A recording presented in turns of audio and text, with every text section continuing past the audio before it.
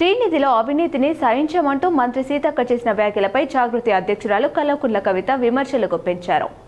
అత్యంత అవినీతి పరుడిని పక్కన కూర్చోబెట్టుకుని శ్రీనిధిలో అవినీతి అక్రమాలను సహించబోమని సీతక్క మాట్లాడడం విడ్డూరంగా ఉందన్నారు. రిజర్వ్ బ్యాంకు కోఆపరేటివ్ సొసైటీస్ నిబంధనలకు విరుద్ధంగా 15 ఏళ్లుగా శ్రీనిధి ఎండీగా కొనసాగుతున్న వ్యక్తిపై ఎన్ని ఆరోపణలు వచ్చినా ఎందుకు చర్యలు తీసుకోవడం లేదని ప్రశ్నించారు. ఈ మేరకు సీతక్క చేసిన వ్యాఖ్యలకు సంబంధించి దిశ దినపత్రికలో వచ్చిన పేపర్ క్లిప్ను కవిత ఎక్స్లో షేర్ చేశారు. వివిధ కారణాలతో మీ ప్రభుత్వం 16 మంది శ్రీనిధి ఉద్యోగులకు సర్వీస్ నుంచి రివ్యూ చేసింది. మరి అత్యంత అవినీతి పరుడిగా ఆరోపణలు ఎదుర్కొంటున్న వ్యక్తిని ఇంకా ఉన్నత స్థానంలో కొనసాగించడం వెనుక ఆంతర్యం ఏమిటి అని కవిత నిలదీశారు.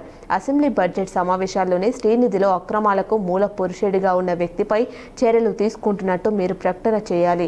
అప్పుడే అవినీతి అక్రమాలను సహించబోమన్న మీ ప్రకటనపై ప్రజలకు విశ్వాసం కలుగుతుందన్నారు.